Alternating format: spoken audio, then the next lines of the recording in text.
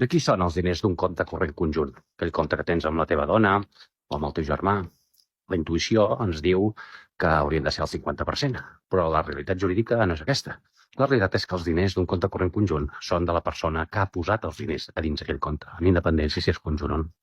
Què passa? Que la llei estableix que hi ha una presumpció que en cas de dubte els diners es reparteixen per meitats i els bancs normalment el que fan és, en cas de mort, doncs bloquejar el 50% per cadascú.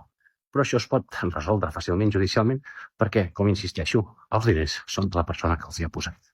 Aquest és un cas que ens ha resolt ara el jutjat de Figueres, un cas molt curiós, un matrimoni sense fills. Primer es mor l'home, després es mor la dona.